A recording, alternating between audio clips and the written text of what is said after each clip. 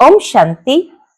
आज 29 जनवरी 2025 के बाबा के अनमोल मधुर महावाक्य सुनेंगे। आज की बाबा की मुरली में बाबा कहे, बच्चे तुम बाबा के साथ बहुत मीठी मीठी बातें करो, रो रिहान करो। बाबा आप कितना मीठा हो, क्षीर सागर हो। बाबा कहे, जब ऐसी मीठी मीठी बातें करेंगे तो आत्मा के अंदर से कड़वापन निकलता जाएगा और सहजता से तुम देवता बन सकते।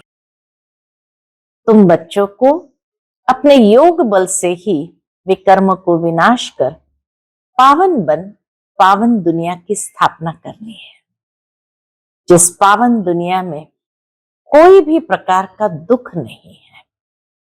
बाबा कहे, इसलिए तुम्हें सबको सुख देना है, क्योंकि तुम ऐसी दुनिया बना रहे हो जो सुख की दुनिया है।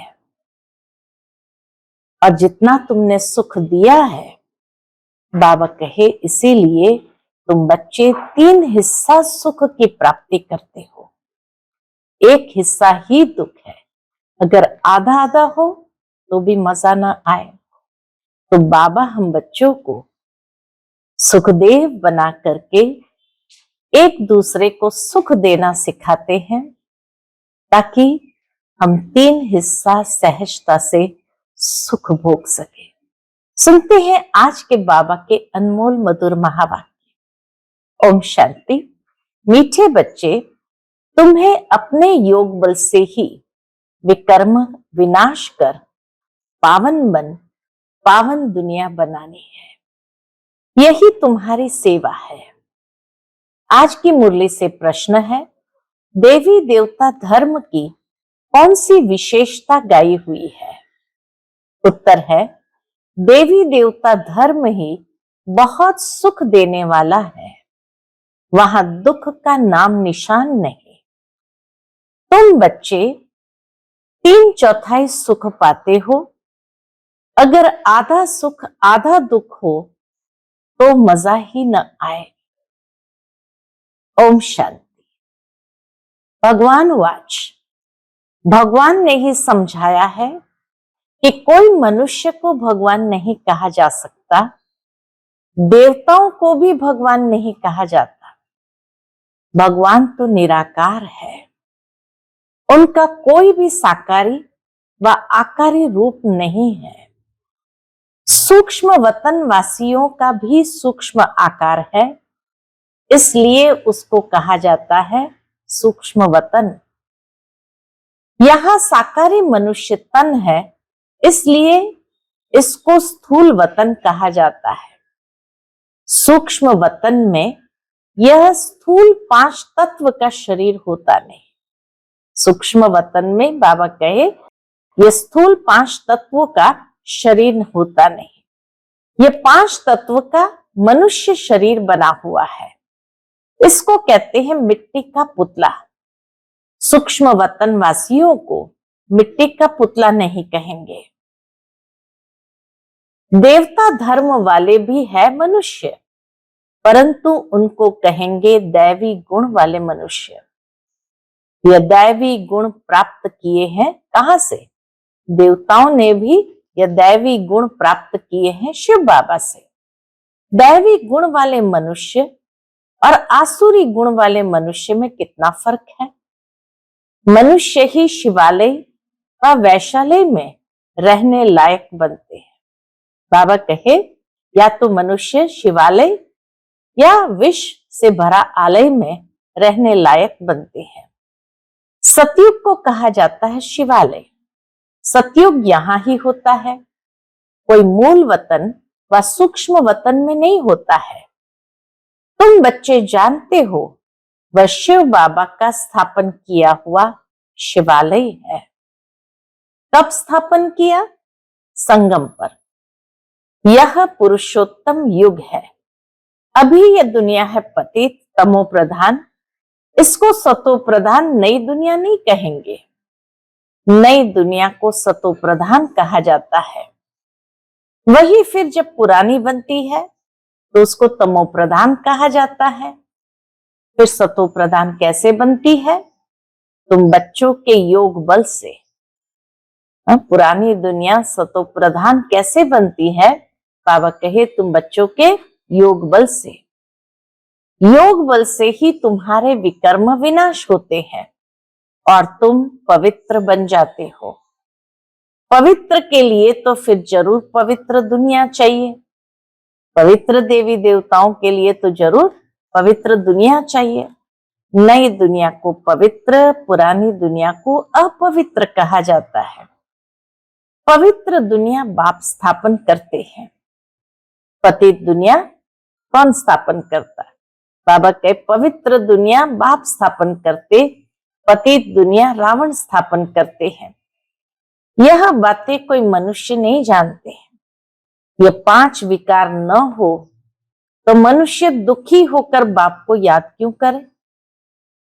दुखी हो गए हैं 5 विकारों के कारण, तभी तो बाबा को पुकारते हैं। बाप कहते हैं मैं हूं ही दुख हरता सुख करता। रावण का 5 विकारों का पुतला बना दिया है, 10 शीश का। उस रावण को दुश्मन समझकर जलाते हैं। सो भी ऐसे नहीं कि द्वापर आदि से ही जलाना शुरू करते हैं। नहीं, जब तमो प्रधान बनते हैं तब कोई मतांतर वाले बैठ ये नई बातें निकालते हैं। जब कोई बहुत दुख देते हैं तब उनकी एफिजी यानी पुतला बनाते हैं। तो यहां भी मनुष्य को जब बहुत दुख मिलता है तब ये रावण का भूत बनाकर जलाते हैं। तुम बच्चों को 3/4 सुख रहता है। अगर आधा दुख हो तो वो मजा ही क्या रहा? बाबा कहे वो मजा ही क्या रहा? बाप कहते हैं तुम्हारा ये देवी देवता धर्म बहुत सुख देने वाला है। सृष्टि तो अनादि बनी हुई है, ये कोई पूछ नहीं सकता सृष्टि क्यों बनी, फिर कब पूरी होगी। ये चक्र फिरता ही रहता है। शास्त्रों में कल्प की आयु लाखों वर्ष लगा दी है। जरूर संगम युग भी होगा जबकि सृष्टि बदलेगी। अभी जैसे ये फील करते हो, बाबा कहे अभी जैसे तुम फील करते हो ऐसे और कोई समझते नहीं।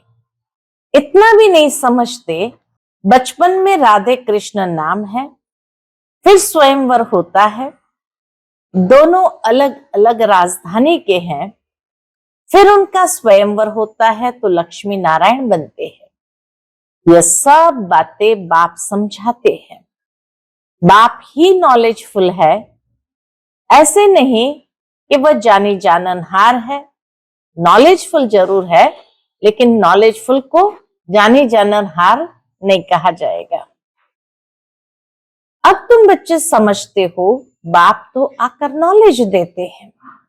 नॉलेज पाठशाला में मिलती है। पाठशाला में एम ऑब्जेक्ट तो जरूर होनी चाहिए। अभी तुम पढ़ रहे हो चीची दुनिया में राज्य नहीं कर सकते। राज्य करेंगे गुलगुल दुनिया में। राजयोग कोई सतयुग में थोड़ी सिखाएंगे। बाबा कहे राजयोग कोई सतयुग में थोड़ी सिखाएंगे। संगम युग पर ही बाप राजयोग सिखाते हैं। ये बेहद की बातें हैं। बाप कब आते हैं इसको भी पता नहीं है। घोर अंधियारे में है, इसीलिए कैसे समझे कि बाप कब आते हैं। ज्ञान सूर्य नाम से जापान में वो लोग अपने को सूर्यवंशी कहलाते हैं। वास्तव में सूर्यवंशी तो देवताएं ठहरे। सूर्यवंशियों का राज्य सतयुग में ही था।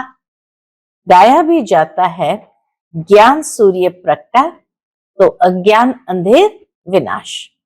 तो भक्ति मार्ग का अंधियारा विनाश। नई दुनिया सो पुरानी, पुरानी सो फिर नई होती है। यह बेहद का बड़ा घर है। कितना बड़ा मांडवा है। सूर्य चांद सितारे कितने काम देते हैं। रात्रि को बहुत काम चलता है। ऐसे भी कई राजा लोग हैं जो दिन को सो जाते, रात को अपनी सभा आदि लगाते हैं, खरीदारी करते हैं। यह अभी तक भी कहां कहां चलता है। मिल्स आदि भी रात को चलती है। यह है हद के दिन और रात। वह है बेहद की बात।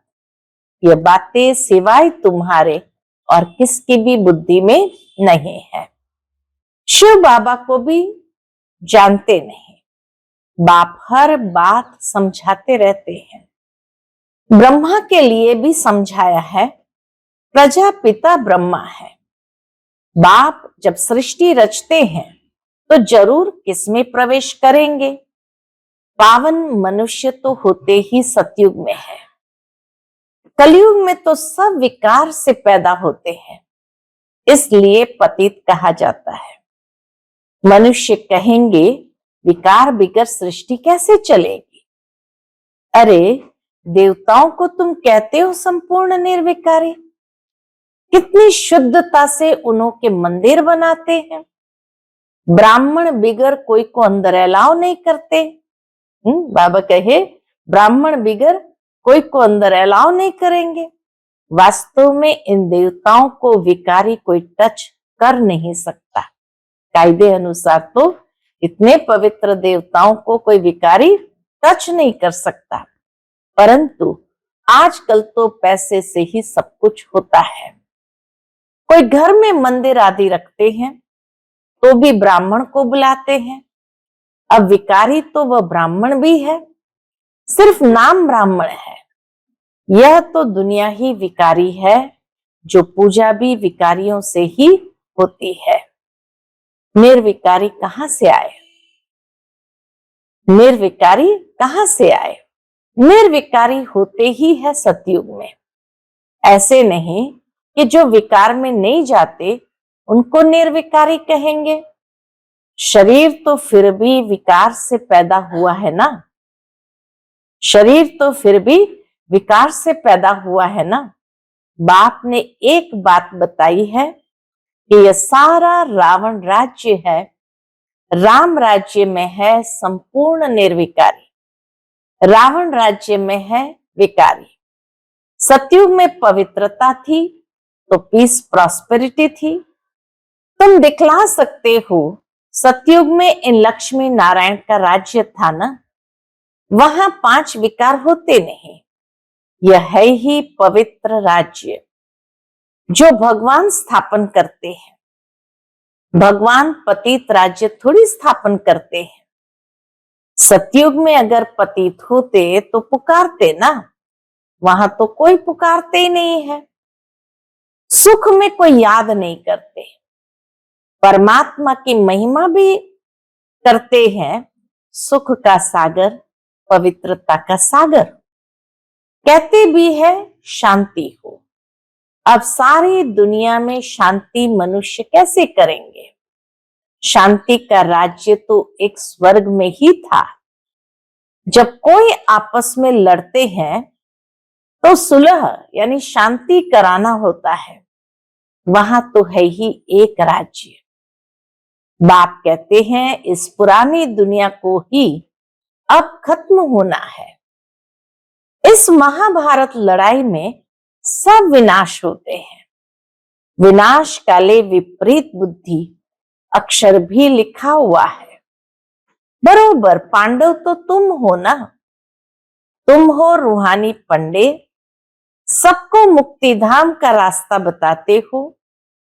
वह है आत्माओं का घर शांति धाम और यह है दुख धाम। यह दुनिया है दुख धाम। अब बाप कहते हैं इस दुख धाम को देखते हुए भी भूल जाओ। बस अभी तो हमको शांति धाम में जाना है। ये आत्मा कहती है।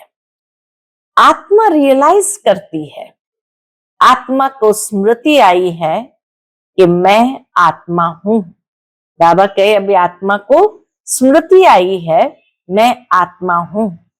बाप कहते मैं जो हूं, जैसा हूं, और तो कोई समझ ना सके। तुमको ही समझाया है। बाबा ने भी अपना परिचय हम बच्चों को ही दिया है। मैं बिंदी हूं। तुम्हें यह घड़ी घड़ी बुद्धि में रहना चाहिए। कौन सी बात? कि बाबा बिंदी, हम आत्मा भी बिंदी। तुम्हें यह घड़ी घड़ी बुद्धि में रहना चाहिए कि हमने 84 का चक्र कैसे लगाया है। इसमें बाप भी याद आएगा, घर भी याद आएगा, चक्र भी याद आएगा। इस वर्ल्ड की हिस्ट्री ज्योग्राफी को तुम ही जानते हो। कितने खंड है, कितनी लड़ाई आदि लगी। सतयुग में लड़ाई आदि की बात ही नहीं। कहां राम राज्य, कहां रावण राज्य। बाप कहते हैं अभी तुम जैसे कि ईश्वरीय राज्य में हो, क्योंकि ईश्वर यहां आया है इसलिए राज्य स्थापन करने। ईश्वर खुद तो राज्य करते नहीं, ईश्वर खुद तो राज्य करते नहीं, खुद राजाई लेते नहीं, निष्काम सेवा करते हैं। ईश्वर आकर के निष्काम सेवा करते हैं। ऊंचते ऊंच भगवान है सब आत्माओं का बाप। बाबा कहने से एकदम खुशी का पारा चढ़ना चाहिए। अतीन्द्रिय सुख तुम्हारी अंतिम अवस्था का गाया हुआ है। जब इम्तिहान के दिन नजदीक आते हैं उस समय सब साक्षात्कार होते हैं। अतीन्द्रिय सुख भी बच्चों को नंबरवार है। कोई तो बाप की याद में बड़ी खुशी में रहते हैं। तुम बच्चों को सारा दिन यही फीलिंग रहे कि हो बाबा आपने हमें क्या से क्या बना दिया। ऐसी मीठी मीठी बातें करनी है। फीलिंग आती रहे कि हो बाबा आपने हमें क्या से क्या बना दिया। आपसे कितना न हमें सुख मिलता है।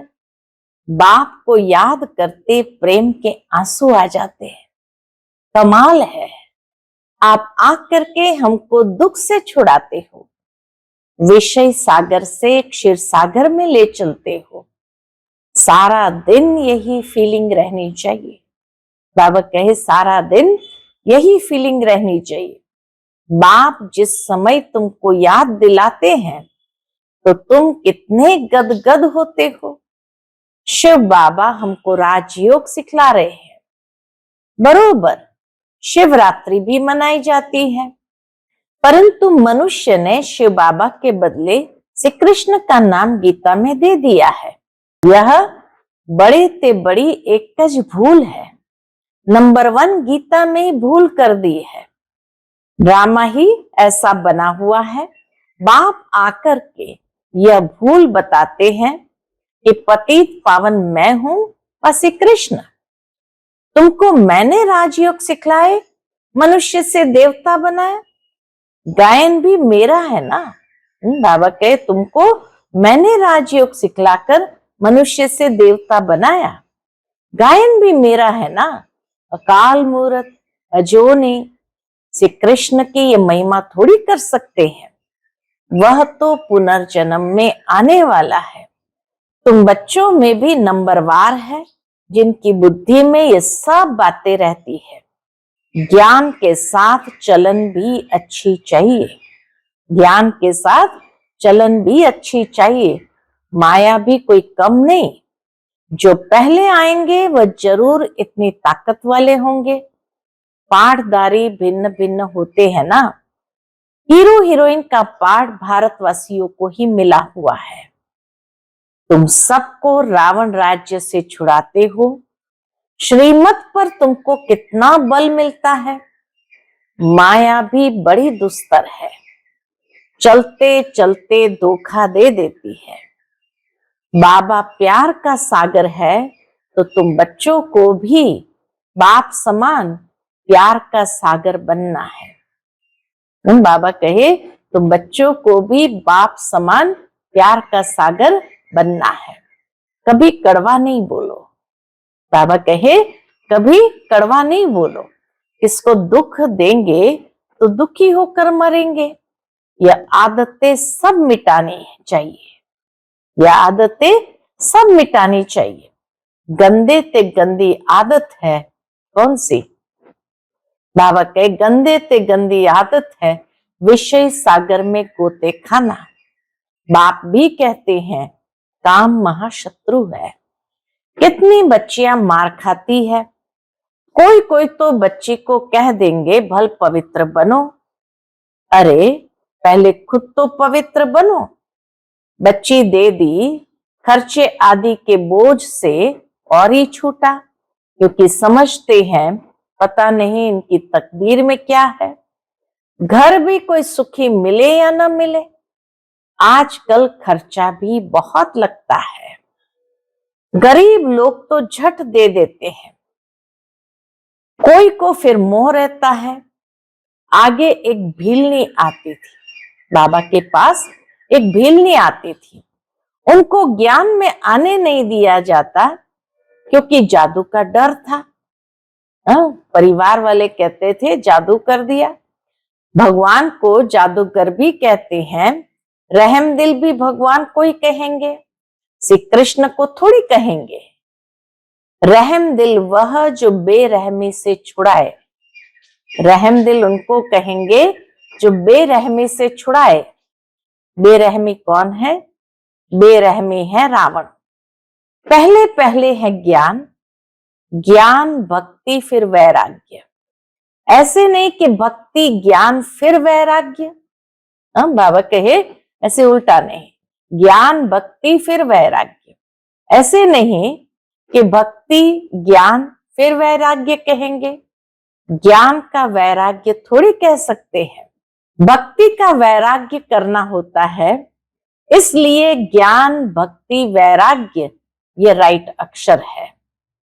बाप तुमको बेहद का अर्थात पुरानी दुनिया का वैराग्य कराते हैं। सन्यासी तो सिर्फ घर बार से वैराग्य कराते हैं। यह भी ड्रामा में नूंद है। बाबा कहे यह भी ड्रामा में नूंद है, मनुष्य की बुद्धि में बैठता ही नहीं। भारत 100% सॉल्वेंट निर्विकारी हेल्दी था, कभी अकाले मृत्यु नहीं होती थी। इन सब बातों की धारणा बहुत थोड़ों को ही होती है। जो अच्छी सर्विस करते वह बहुत शाहूकार बनेंगे। बच्चों को तो सारा दिन बाबा बाबा ही याद रहना चाहिए, परंतु माया करने नहीं देती। बाप कहते सतो प्रधान बनना है तो चलते फिरते खाते मुझे याद करो, मैं तुमको विश्व का मालिक बनाता हूं। बाबा कहे मैं तुमको विश्व का मालिक बनाता हूं, तुम याद नहीं करेंगे। बहुतों को माया के तूफान बहुत आते हैं। बाप समझाते हैं यह तो होगा, ड्रामा में नूंद है। स्वर्ग की स्थापना तो होनी ही है। सदैव नई दुनिया तो रह नहीं सकती। चक्र फिरेगा तो नीचे जरूर उतरेंगे। चक्र फिरेगा तो बाबा कहे नीचे जरूर उतरेंगे। हर चीज नई से फिर पुरानी जरूर होती है। इस समय माया ने सबको क्या कर दिया है? अप्रैल फूल बनाया है। इस समय माया ने सबको अप्रैल फूल बनाया है। बाप आकर गुलगुल बनाते हैं। माया अप्रैल फूल बना देती और बाबा आकर के गुलगुल बनाते हैं। अच्छा, मीठे मीठे सिकिलते बच्चों प्रति माता पिता बाप दादा का याद प्यार और गुड मॉर्निंग। रूहानी बाप की रूहानी बच्चों को नमस्ते। हम सब रूहानी बच्चों की रूहानी माता पिता बाप दादा को याद प्यार, गुड मॉर्निंग और नमस्ते नमस्ते। शुक्रिया बाबा, शुक्रिया। आज की मुरली से धारणा के लिए मुख्य सार है। पहली पॉइंट, बाप समान प्यार का सागर बनना है। कभी किसी को दुख नहीं देना है। कड़वे बोल नहीं बोलने हैं। गंदी आदतें मिटा देनी है। दूसरी पॉइंट, बाबा से मीठी मीठी बातें करते इस फीलिंग में रहना है कि हो बाबा, आपने हमें क्या से क्या बना दिया, आपने हमें कितना सुख दिया है। बाबा आप क्षीर सागर में ले चलते हो। सारा दिन बाबा बाबा याद रहे, सारा दिन बाबा बाबा याद रहे। आज का बाप दादा का मधुर वरदान हम बच्चों के प्रति है, सर्व संबंध और सर्व गुणों की अनुभूति में संपन्न बनने वाले संपूर्ण मूर्त भव। सर्व संबंध और सर्व गुणों की अनुभूति में संपन्न बनने वाले संपूर्ण मूर्त भव। संगम युग पर विशेष सर्व प्राप्तियों में स्वयं को संपन्न बनाना है। इसलिए सर्व खजाने, सर्व संबंध, सर्व गुण और कर्तव्य को सामने रख चेक करो कि सर्व बातों में अनुभवी बने हैं। यदि किसी भी बात में अनुभव की कमी है तो उसमें स्वयं को संपन्न बनाओ। एक भी संबंध व गुण की कमी है, एक भी संबंध व गुण की कमी है तो संपूर्ण स्टेज व संपूर्ण मूर्त नहीं कहला सकते। इसलिए बाप के गुणों व अपने आदि स्वरूप के गुणों का अनुभव करो, तब संपूर्ण मूर्त बनेंगे, तब संपूर्ण मूर्त बनेंगे। आज का स्लोगन है, जोश में आना भी मन का रोना है। जोश में आना भी मन का रोना है, अब रोने का फाइल खत्म करो। बाबा कहे जोश में आना भी मन का रोना है, अब रोने का फाइल खत्म करो। आज का अव्यक्त इशारा, अपनी शक्तिशाली मनसा द्वारा सकाश देने की सेवा करो। मनसा सेवा करने के लिए सर्व शक्तियों को अपने जीवन का अंग बना लो। ऐसे बाप समान परफेक्ट बनो जो अंदर कोई डिफेक्ट न हो। तब श्रेष्ठ संकल्पों की एकाग्रता द्वारा अर्थात मनसा द्वारा स्वतः सकाश फैलेगी। अच्छा, ओम शांति।